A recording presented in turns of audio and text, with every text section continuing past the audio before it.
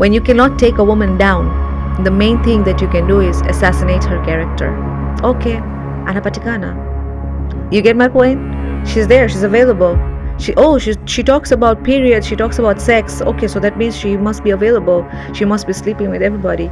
So yeah, all people have done this a lot to me. Some people eat to live, and some people live to eat. It should not be that way. How can a desk kill someone? How can a desk kill someone? You know, sitting is the new smoking, right? You don't know? Okay, now you know. Like, I challenge this market a lot by saying, okay, I know umeweka dawa ya kuharisha, usidanganye watu. When they come to me in the office and they want to sell it to me, or they want me to partner up with them or collaborate with them, I tell them, heavy. I'm a client. Right. And I want to get a six-pack. Okay. And I pay you for that. Yeah. How are you going to ensure that I get the value for my money? The main challenge that I faced was people's hate. Number one, that okay, she's a woman and she's into this and she openly talks about everything. And number two, I call out bullshit. Like, why are you promoting fake things? Don't do that. So I'm the one who will chamba or tawasuta. It's a very good question, which is also leaving me to have a thinking brain. I need to think about all of this.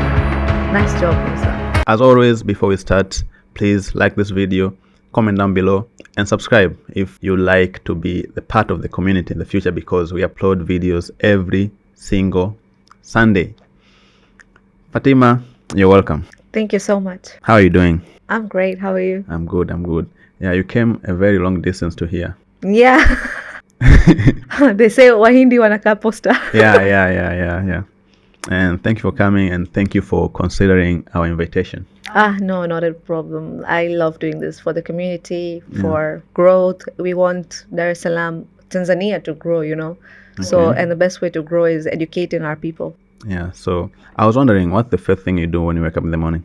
The first thing that I do is I take a big glass of water. Okay. Yes, I need that water. I need to have it. Okay, and why water?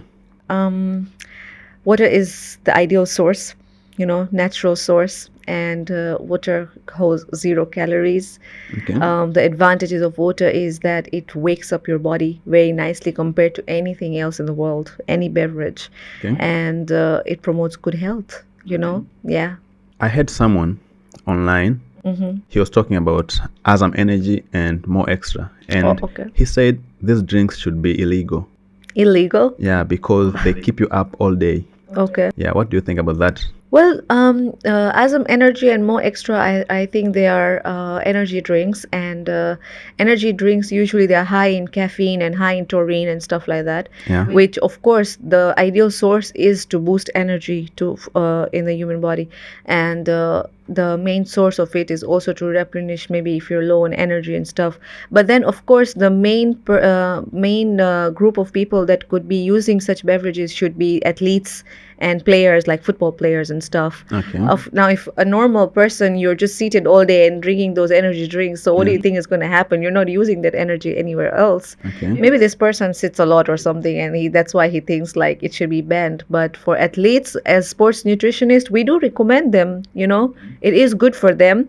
But again, everything in moderation looks good, you know, like love as well. Okay.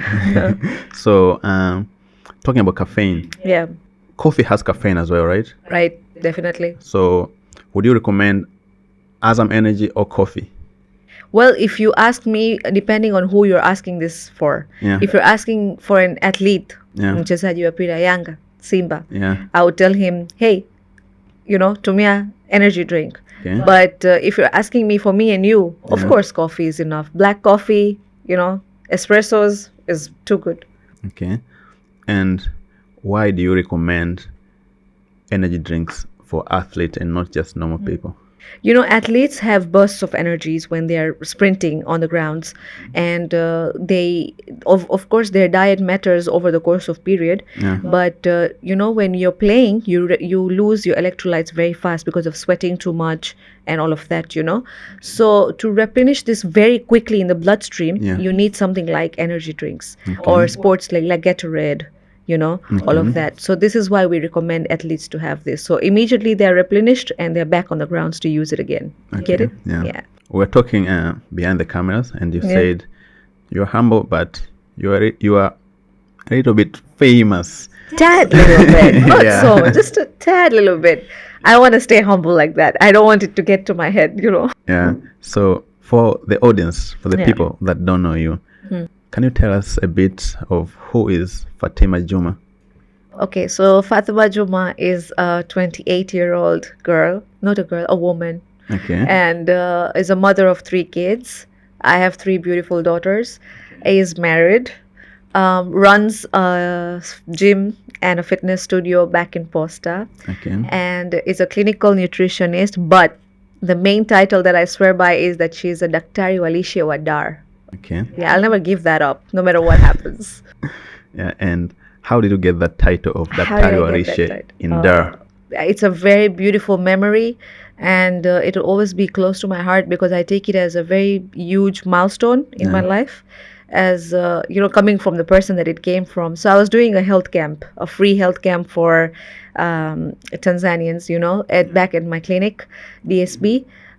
So we are holding a heart and nutrition camp, right? Okay. Heart health, kidney health, and stuff. Yeah. And we did this camp with the mayor of Dar, Mr. Kumbilamoto. Okay. And apparently, when he heard me, speaking and talking and doing the interview with him, he really recognized my love for Tanzanians and how much I care about them giving two freaks about their own health, kapimeni afya yenu.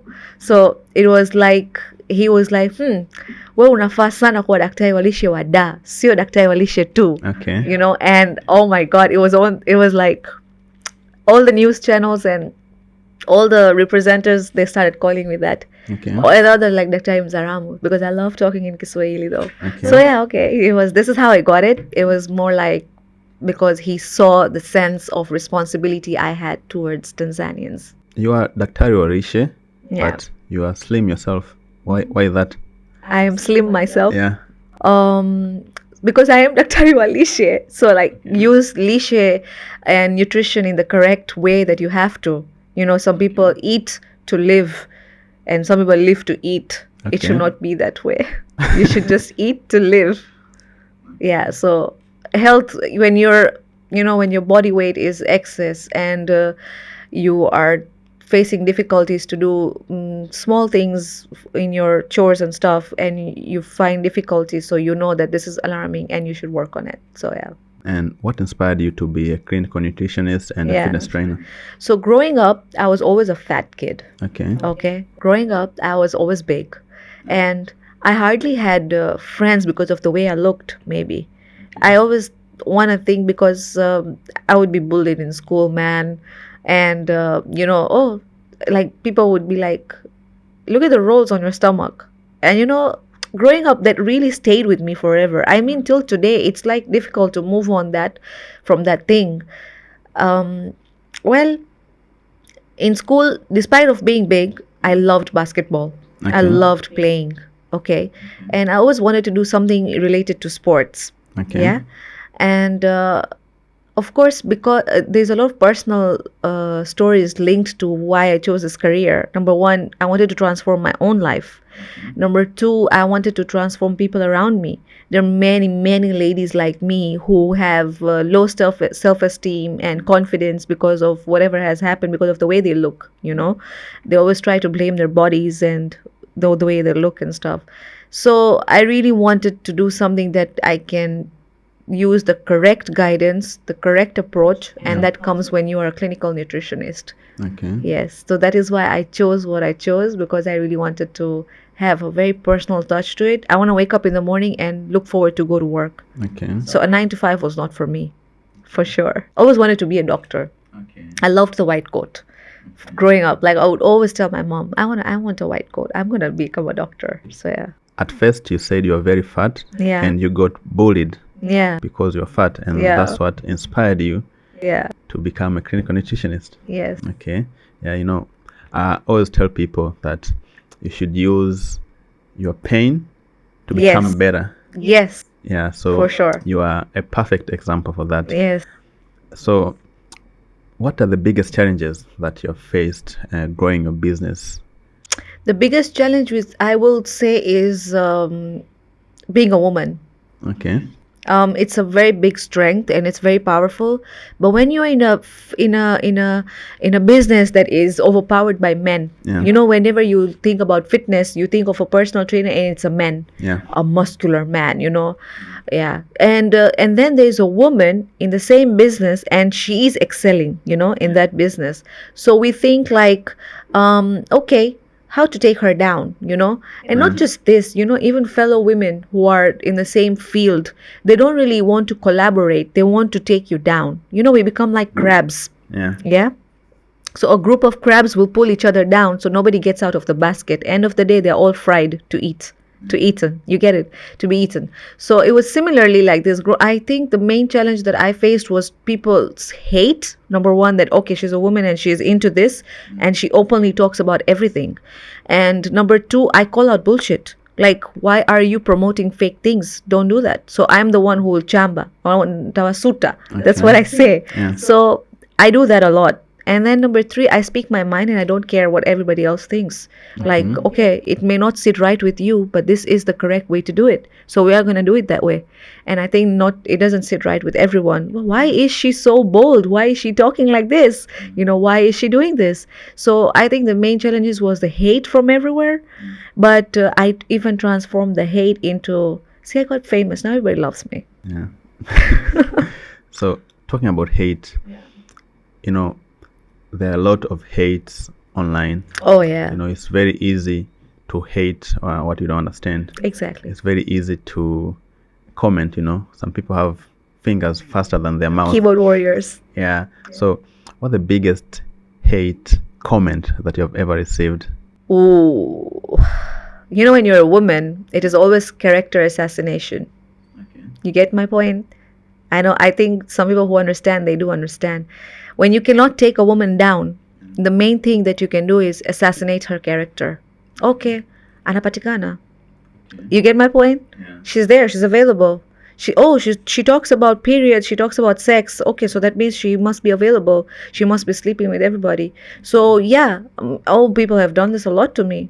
I mean, there are a few people in the same industry who plotted a very big thing against me, and they were just wanting to take me down. And the main thing that you can do to a woman is snatch her character away from her. Okay.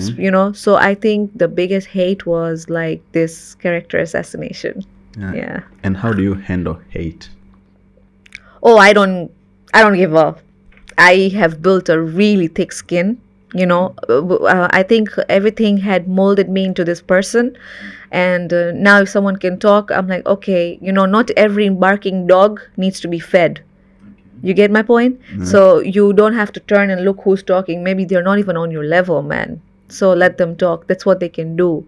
Even in Wahindis or Indians, we have this saying that says that watu wataongea ni kazi yao kuongea. Yeah. You get my point? People will talk. It's their job to talk. So you do you and flourish. And the funny thing is, you're not in control of what people are going Yeah, to talk. I mean, not everybody will love you. So that is there. So, be ready. And it's good when there's a group of people against you. It motivates you to show them, well, this is why I am me and why you can't be me, In the fitness space online, Yeah. there are a lot of people offering different kind of advices. Some of it always surprises me.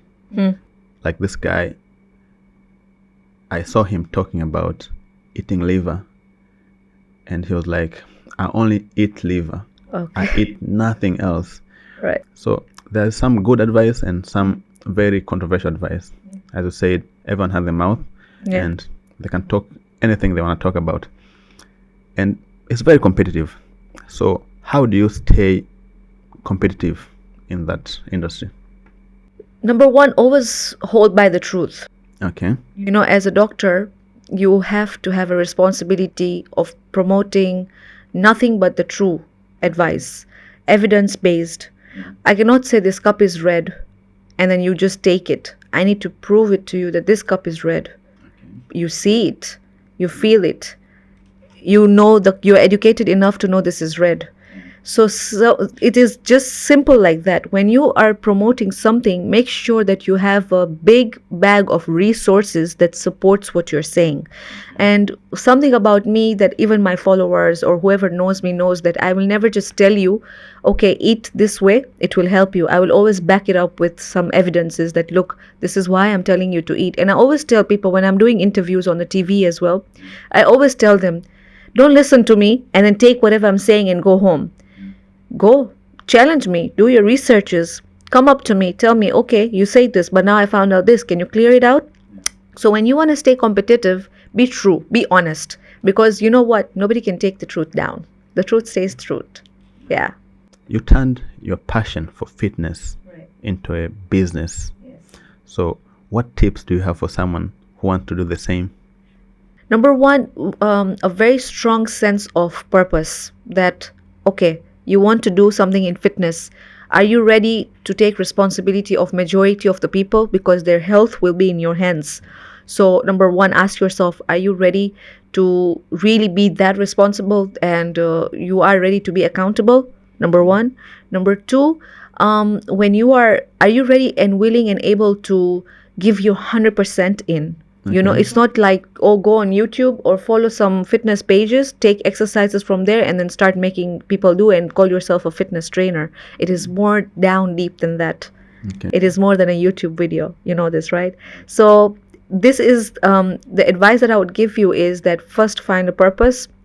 Number two, explore, learn. You know, exploring and learning will really give you that sense that whether this business is for you or it's not for you. And then look at the market, research the market. There are many, many, many. Like you said, there are many people, they have a mouth and they talk because the internet is free.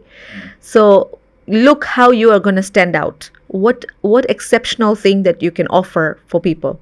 So once you have this, oh, you're ready to go, man. Then open your page and you know the rest. I've gone through your page. Right. And congratulations, by the way. I would say you are very niched and focused on fitness. That means you're building your own personal brand, which is getting really strong. So what strategies do you use to build your personal brand, and what's the importance of someone in this digital era to have their own personal brand? Personal brand is really important. Okay, everybody will know MYOD. Yeah. But who is MYOD? Who is Musa? What does Musa do? You know, who is Musa? So always your personal brand is like, okay, there is the fitness stop, but who is running the fitness stop? Who is the face of fitness stop? Is she authentic? Is she capable? So that is Fatema Juma. And staying true to yourself, like I told you, when you are building your personal brand, you should be up to, in the field that I am, you should be up to date with recent knowledge, recent scientific researches. And one thing about me is that I don't stop learning. I'm always doing something. Yeah. So the strategies that I use is, number one, education, staying up to date. Number two, improvising, experimenting. I've traveled Arusha, Mwanza, and I've stayed in villages, and I've seen the life that of people and how my knowledge can empower them. You know, create awareness of good health. So do that. You know, explore, research, be ready for that. Swahili people, whenever they see you doing a business and they want to get into it, the first question they ask is, inalipa? So fitness training, inalipa? Well, swali nzuri sana. I will say that it's a fluctuating business. Okay?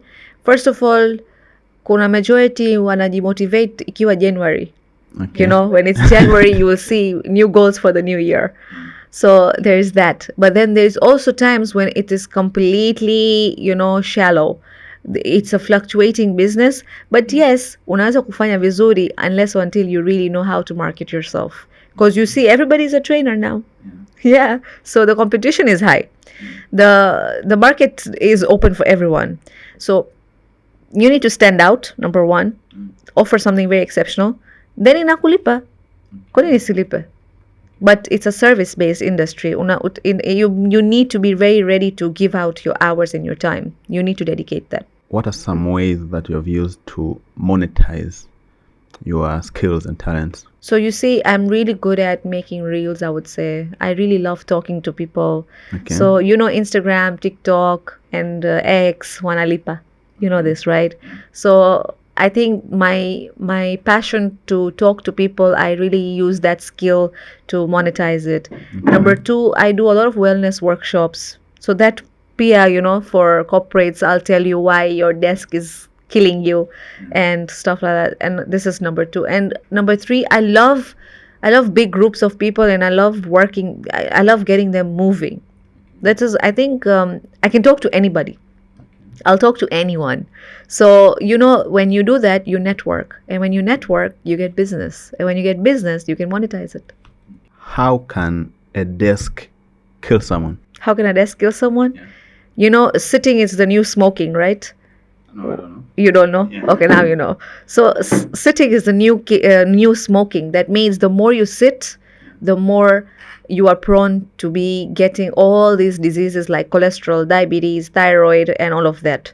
So the more you sit, the more maisha ya kukaa, sedentary lifestyle, promotes these kind of illnesses. And this is how I say that your desk is killing you, because you're constantly on your desk sitting and working away your life. There's no movement, and that's important for the body. So, what do you advise people to sit or stand while they're walking? Well, the balance. The balance is invest in a standing desk and also sit down, because that's also important. But a balance between the two, If you can, for some hours, stretch, take a break, go for a walk, and come back on your desk. If you know that you do not, your energy, like you do not use a lot of energy, yes, then try to simplify your nutrition. That it should comprehend how your lifestyle. You understand? Okay. So that is very important. So the balance is very important.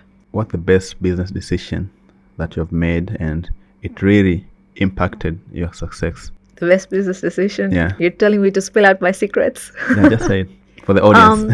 Okay, for the audience. Yeah. The best business decision I made was challenging my comfort zone. I moved from a very small studio to a rooftop commercial studio, number one. Yeah. And number two was employing trainers.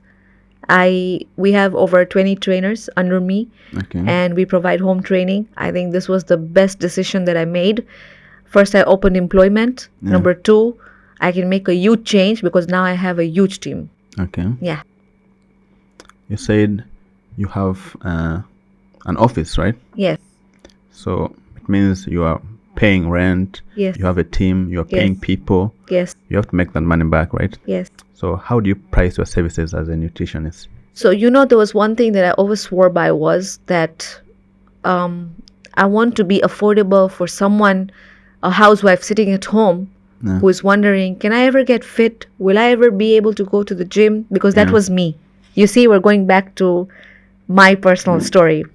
Whenever growing up, I would ask people like trainers, how much do you charge? And then, of course, I was a student and I had a lot to do, Well, so I wanted to be really affordable for majority of the people. Yeah. And I am very affordable.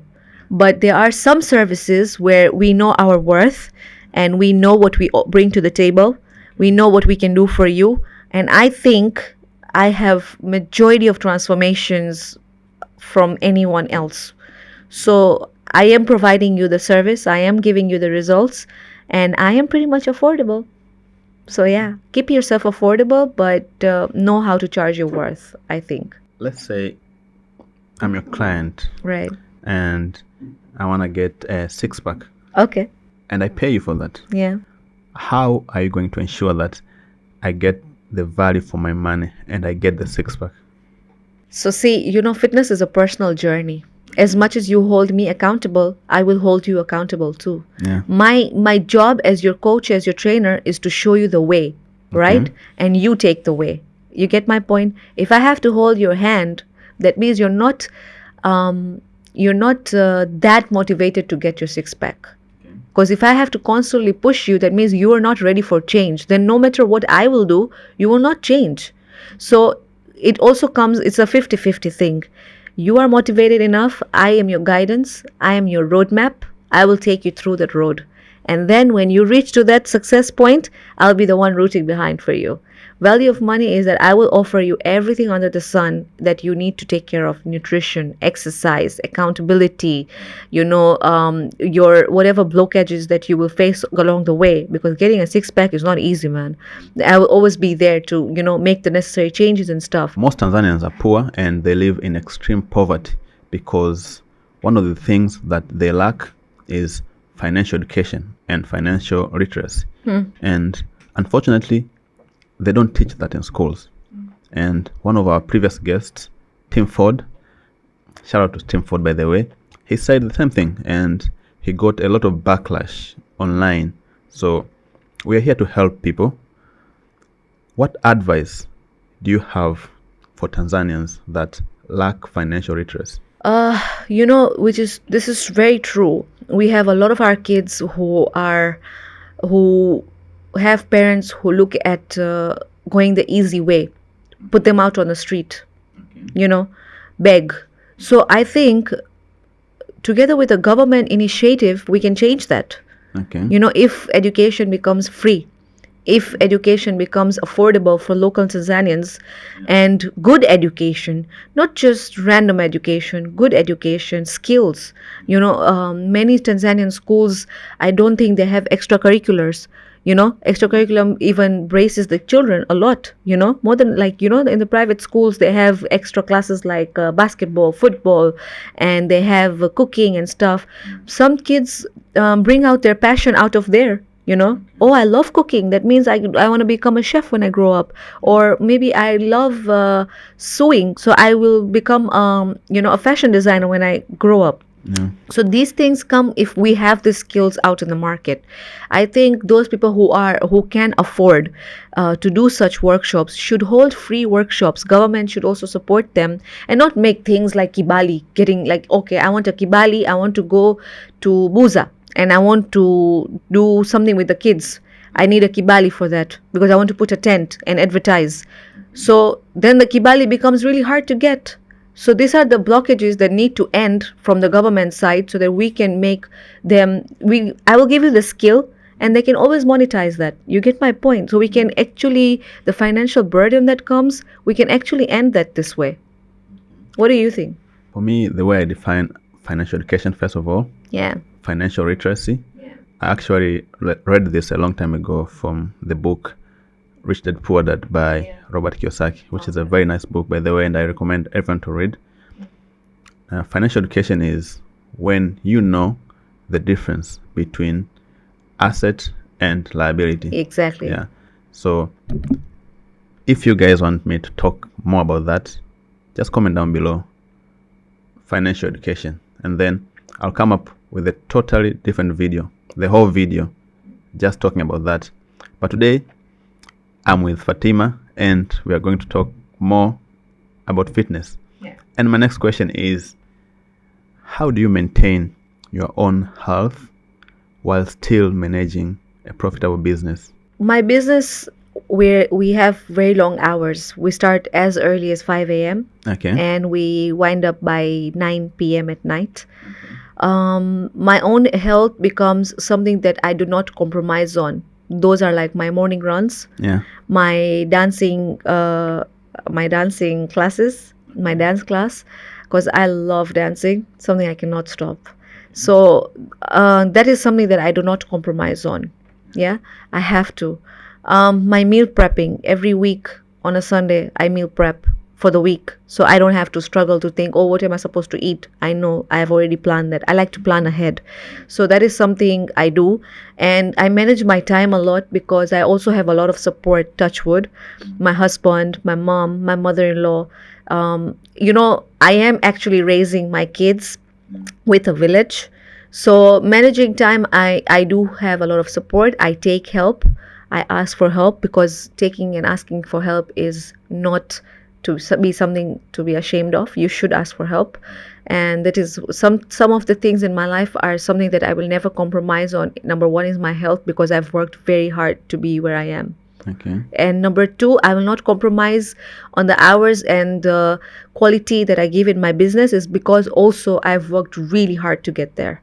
So yeah, some things just become like, I'm not going to compromise. It's a big no. Food can kill you, Of course, and it can help you as well. it can heal you. Yes. You talked about meal preps, Yeah. which is a very nice thing, by the way. How do you prep your meals, and what's in your diet? What's in my diet? So I eat a very high protein diet, okay, which has lots of vegetables. People don't eat figiri, kisamvu, but you will always find that in my house. Green leafy vegetables. I eat lots of protein. I eat a lot of chicken and eggs and meat. I eat good source of carbohydrates, that is oats, rice, chapatis. Yeah. I eat a lot of that, but I eat in a balance. And my meal prep will always have chicken, grilled, veggies, and a little bit of rice. Yeah, and how I meal prep is every Sunday I batch cook for the entire week.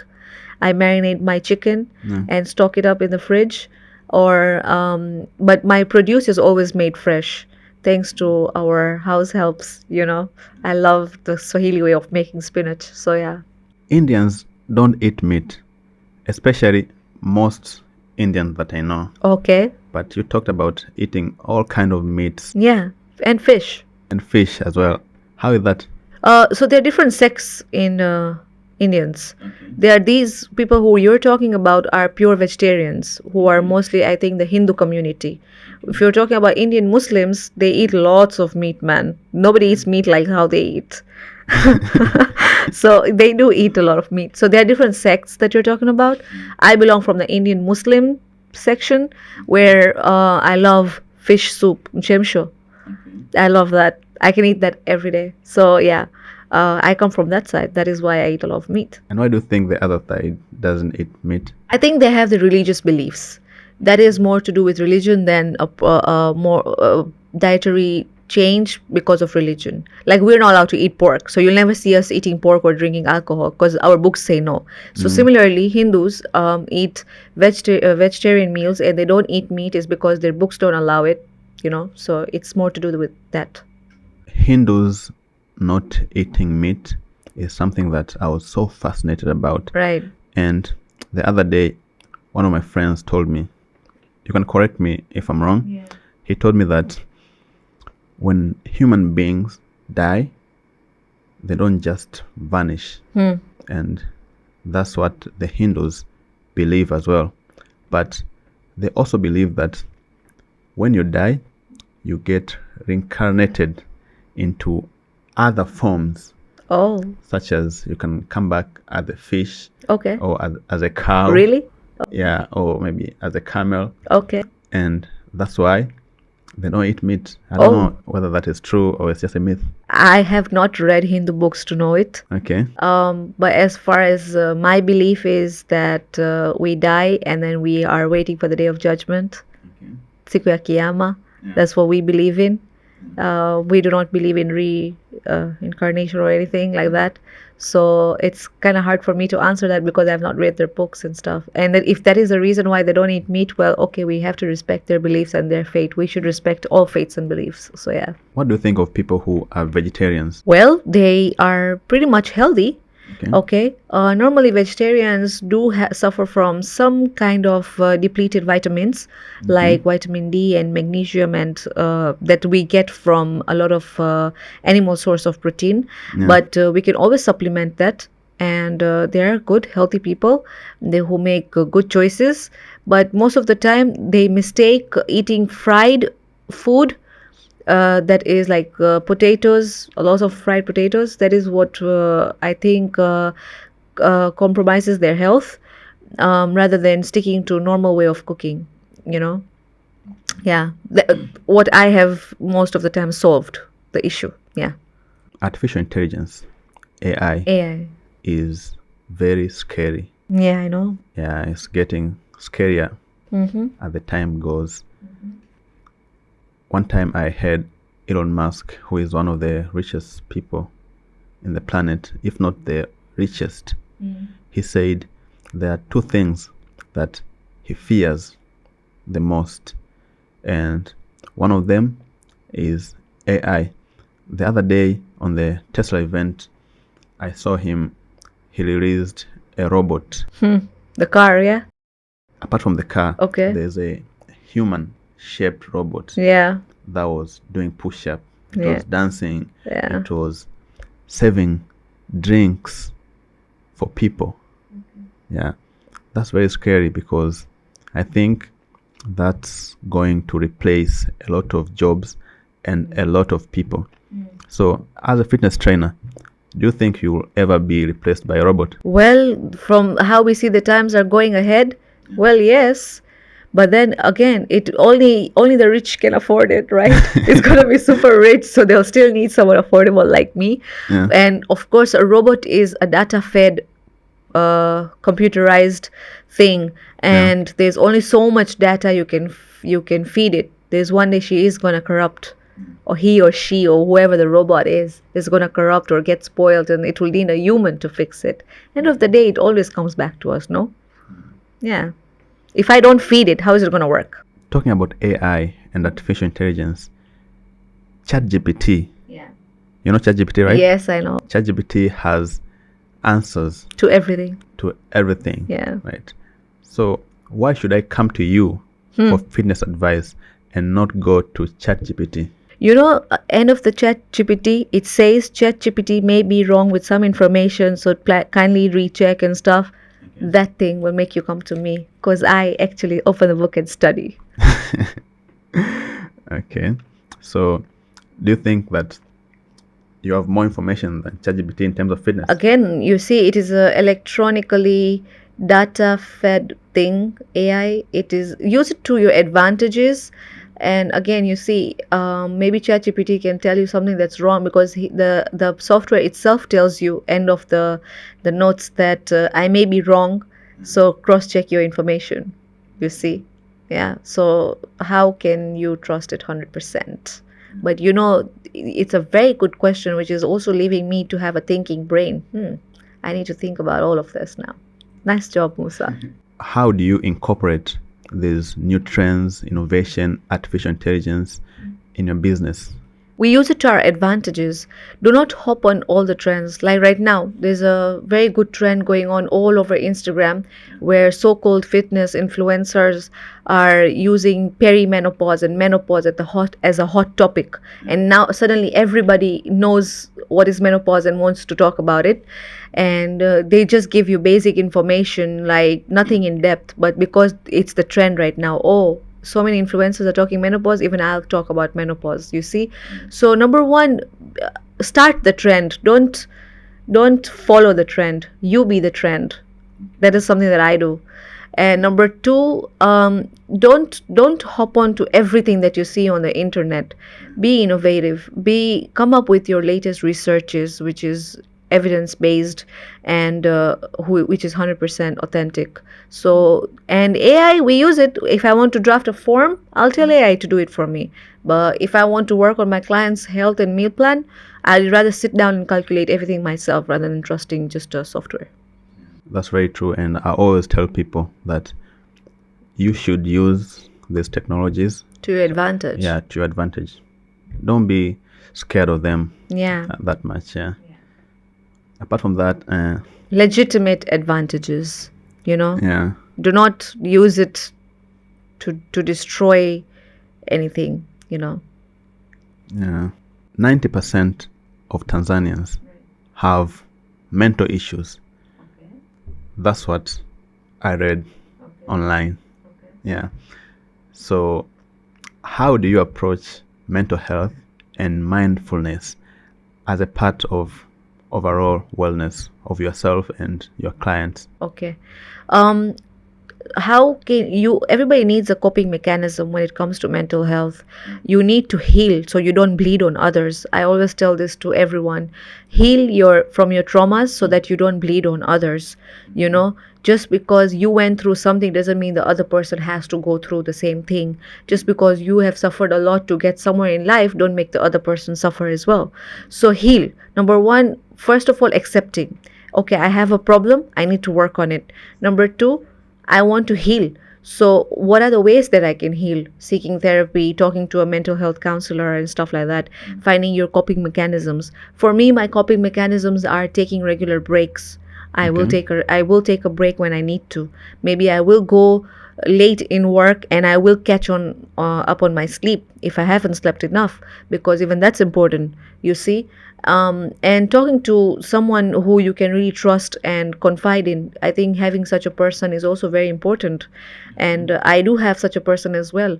So lots of coping mechanisms. And for your clients, if you see them struggling, when I see them struggling, I do give them a listening ear rather Okay. than a talking mouth. Okay.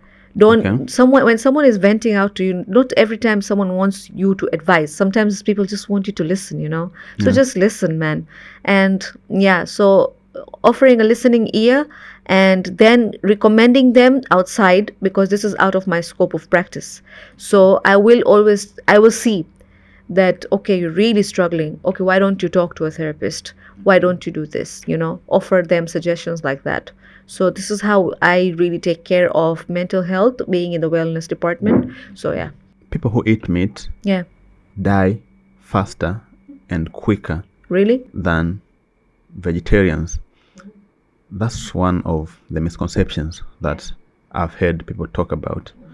There are a lot of misconceptions when it comes to fitness, wellness, and nutrition. Yeah. So, what are some of misconceptions that people have about nutrition and fitness, and how do you address them? Scare someone if you want to take something out of them. Okay. Why is the weight loss medicine market so rich? Yeah. Yeah. Why have you ever give it a thought, like, why are they so rich? Slimming teas and all these dawas. Why do they make so much money? Is because they target the audience that is very desperate. Which audience? Women. Have you ever seen a woman stand in front of a mirror and say, "Oh, I love my body. I love my stomach. I love my thighs"? No. No, they don't exist, man. It's like non-existent. So what can I do is I will offer, "Hey, you're a woman, you're fat. Eat this, lose weight in 10 days. Yeah. Even if I sell it for 500,000, she's going to buy it." Desperation kills people.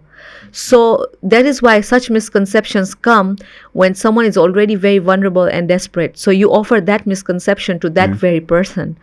Like, you tell a vegetarian, yes, you can never touch chicken in your life because it will kill you. They're most likely not going to touch it ever in their life. So, well, misconceptions, break them, bury them with proper education and proper research, and throw it on their face. Like, I challenge this market a lot by saying, okay, I know umeweka dawa ya kuharisha, usidanganye watu.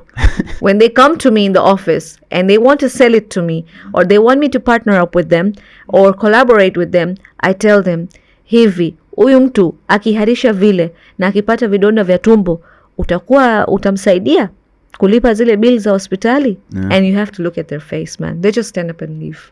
And that's what I do. Yeah. Can someone be fat and unhealthy and still be comfortable with their body? Yes. Being skinny or thin is not like that you're healthy. Some Okay. people who are very thin are facing challenges with diabetes and all of that.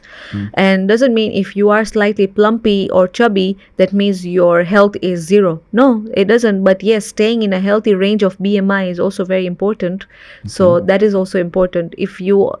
Okay, for my eyes, I see you fat, but you know that you may be big, but you're healthy. That's existent. That is possible. So being fat does not necessarily mean That they you're are not- unhealthy. No ways. No. Yeah. But being fat and unhealthy, It exists too. It's that's there. very bad. And that's bad. That can kill you. But at the same time, being thin and having issues like thyroid and diabetes can also kill you. Yeah. So overall, it's what matters is not the body type or size. What matters is the overall health. All your blood work, your mental health, your digestive health, all of this deep. We look deep into it. If all that checks the box, then it's perfect. And what's a good weight that someone should be at to be considered fit? To be considered fit or to be considered healthy? To be considered Healthy. Fit and then healthy. Okay. It's the weight where your BMI drops, shows you from between 18 to 25, between that. That means, okay, this person weight wise, health wise is healthy. But again, you see, BMI is also, right now we say, complex type to measure. Why I say so? Because an 80-year-old, 80 kg body can be very muscular, and because it is muscular, it can be 80, but it is very healthy because it has lots of muscles, metabolism is fast and stuff. But then at the same time, 80 kg big person BMI falls into above 25. That is an alarm that, okay, hey, you need to lose weight. So that is also there. So every body is different, and every body weight and fitness level is different depending on their goals. Being fat and getting to lose weight is very challenging. Yeah. I feel sorry for people who have gained weight because they don't know what is coming next. Yeah, what's coming next, And some people, they have given up because they think they have reached a point of no return. Okay. Don't get me wrong, as well as being thin and gaining weight is also very challenging. Yeah. I have my young sister. Her name is Fatema as well. Yeah, she is very slim and she has been struggling for years to gain weight. I've seen this, like, she's really struggling to gain weight. She's eating all kind of food, but she's not gaining any weight so far. So can you share a story where you helped someone transformed their life through fitness, whether it be she was slim and she wanted to gain weight, or she was fat or he was fat and wanted to lose weight? Oh, many. And trust me, it was just plain nutrition, behaviors, and plans, and pure fitness. So there's one thing about my gym is I don't have machines. Okay. I don't use machines. There are no fancy cross cable machines or anything, leg presses, nothing. All we have is free weights. Okay. Dumbbell racks. We have many dumbbell racks. Okay. And I had a person who was 115. I had another person who was 120. I had another person who was 130. They're 80s and 70s now. They've lost significant amount of weight. And well, it is possible if, number one, you're ready to change your behaviors, bad behaviors related to food, and bad behaviors related to fitness. Maybe you're a couch potato, always sitting, hardly any walks in your life. You've never done a 30-minute walk. So starting small by small steps, and I have someone who was really skinny, who wanted to gain weight because she got period issues. Okay. When you're also very under eating or overtraining, you lose your period as a woman. So we have helped her get to a significant amount of body weight where her cycles are regulated and she looks good. She has gained some amount of weight, like muscles and good amount of weight. And everything is done purely by science. If you want to lose weight, we have calorie deficit, we have exercises, and a good approach to hormonal health. And at the same time, when you want to gain weight, we have calorie surplus, good approach to hormonal health, and a good approach to fitness. It is actually, I can say it is simple, but I think implementing is where it becomes hard. Oh. Yeah. Knowing the correct thing to do is very important. Coffee is very bad to some people because they say it's addictive because it has caffeine. Yeah. But it's very good to others as well because it makes them work longer. It makes them very active. And I can tell you love coffee because when you came here, you are holding a cup of coffee. Yes. So would you rather give up your coffee or give up working out for a week? I will give up coffee. Why that? Because exercise is something that will promote long-lasting health in me rather than coffee for a week, man. Okay. Yeah, what will I do with that much energy and caffeine if I'm not using it anywhere else? Yeah. So yes, I'll give up coffee, not working out. And how many cup of coffee can you take in a day? Because you know Andrew Tate. Yeah. Andrew Tate said he drinks 10 cups of coffees a day. How many cups do you drink? How many cups do I drink? I drink in moderation, 2 cups. That's it. I need my espresso once a day, and in the morning after my breakfast, I need coffee. So 2 cups a day, moderation. Moderation is the key, man. I don't know why he's drinking 10 cups a day. I don't know what he wants to do or what that guy is up to. I don't know. I have mixed feelings about that guy. So, well, it is not recommended as a nutritionist. 2 cups a day is fine. Moderation is the key. I always say that. Yeah, so Andrew Tate, if you're watching this, you have to moderate the And level change of how you coffee. think about women, okay? What's the worst advice about women that you have heard Andrew Tate said? Because we all know Andrew Tate has a very big mouth. Yeah. Yeah, he's yapping all around Worst online. advice about women. Yeah. I don't know why he thinks like we're like doormats, that a woman will always chase you. If you just have that money and have that lifestyle, and a woman will get attracted. No, right now women are actually working for their own self. They don't really need a man. If you go to see, we choose to be with a man. We choose to have that sense of purpose and have a relationship and go back to someone at home. But in times like today, we don't really need a man to always provide for us. No, we are self-sufficient as well. So yeah, I think he needs to really think of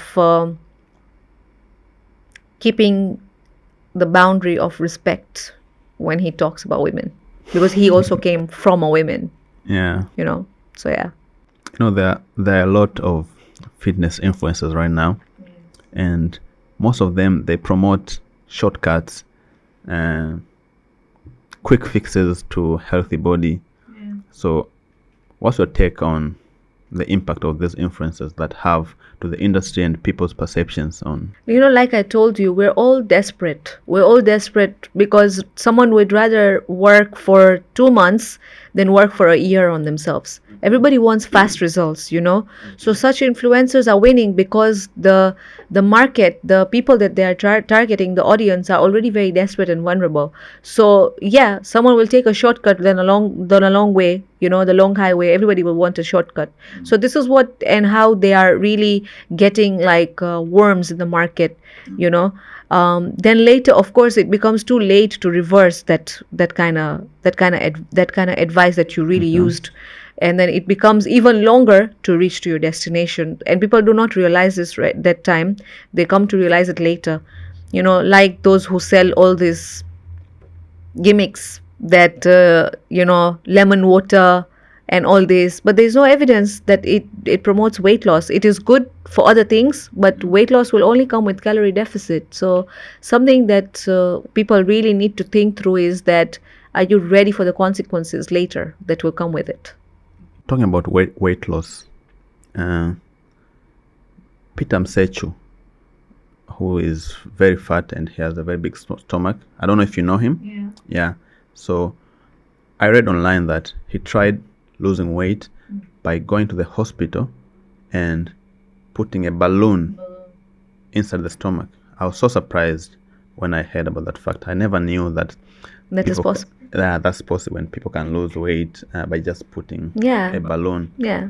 So what advice do you have for him? Is it better for him to keep the balloon or going to the gym?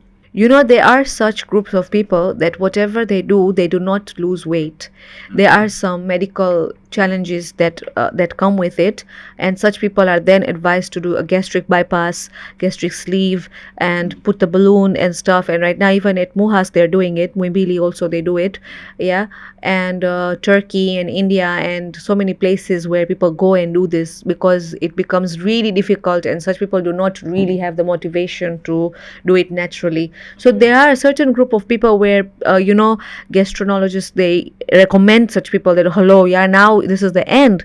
Your health is completely deteriorated. You need to do anything but come down 36-40 kgs in this time period, which is not possible naturally because of the medical challenges that they have.